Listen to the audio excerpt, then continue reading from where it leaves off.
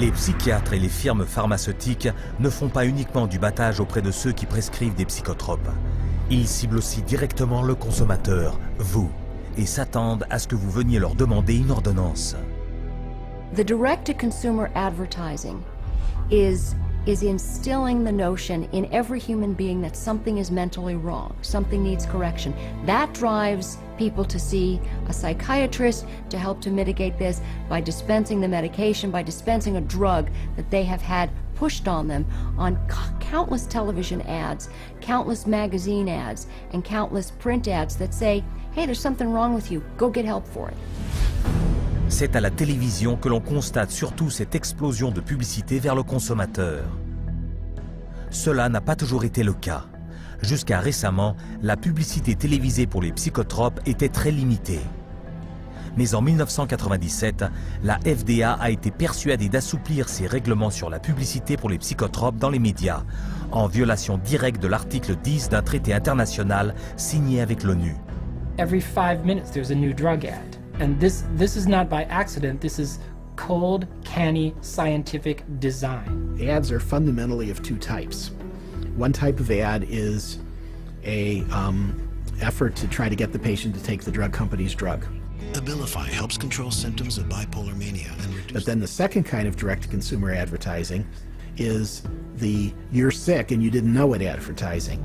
You could be suffering from generalized anxiety disorder. Because they want to create sales, so what they're going to do is tell people, do you have these symptoms? Do you have this disease? Do you have this particular condition? But they hit it so hard on television that people say, ask your doctor, ask your doctor. Every commercial is a referral to the doctor. See, they're working for each other. Ask your doctor about Cymbalta. Depression hurts. Cymbalta can help. I can go to my doctor and say, here are my symptoms, and walk out with the prescription I want. I can ask for a drug by name, and most of the time I'll be given the drug. So basically I'm my own doctor. The industry defends what it's doing by saying this is some kind of public health education campaign.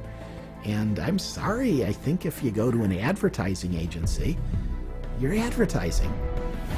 Dès le début, la publicité télévisée pour les psychotropes a connu un succès phénoménal.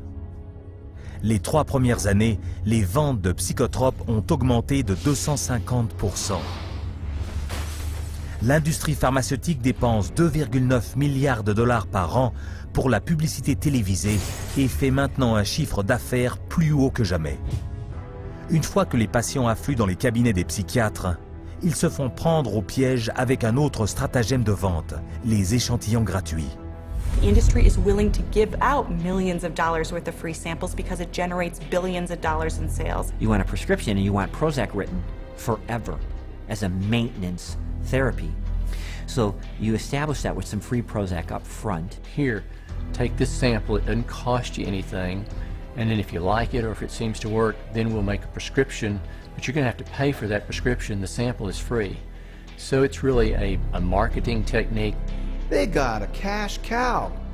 Zero refill means you've got to go back to the doctor for another consultation, for another subscription, and it just goes forever. This is business. This is money. Leur marketing direct auprès du consommateur est parfois positionné en tant qu'information publique. Les psychiatres utilisent régulièrement les médias pour avertir le grand public des dernières épidémies de maladies mentales et lui fourguer le fruit de leurs dernières recherches. Ils écrivent des articles pour les journaux et les magazines qui soutiennent leur campagne de sensibilisation à la santé mentale. Même les associations de soutien des malades qui prétendent offrir des informations impartiales sur les psychotropes sont, si l'on y regarde de plus près, contrôlées par des psychiatres et subventionnées par l'industrie pharmaceutique. They were started specifically by the industry themselves, and the public isn't informed of that. And it's basically a great big lie to the public that they think they're going to a charitable organization that has their best interest at heart. Par exemple, l'association CHAD, pour enfants et adultes souffrant du trouble du déficit de l'attention, est l'association qui reçoit le plus de subventions des fabricants de psychotropes. Stephen Plog est un ancien cadre de CHAD. When I became the CHAD coordinator for Las Vegas, they gave me a manual, and in it said, we want to provide unbiased information to help and support people who have ADD. For the next 30 days, we put 22 parents and their kids on a program with lab tests to find out what their causes were, eliminated their causes, they got prescription-free, medication-free, side effect-free, and they got better with their self-esteem, and they became actually happier, healthier, and more successful.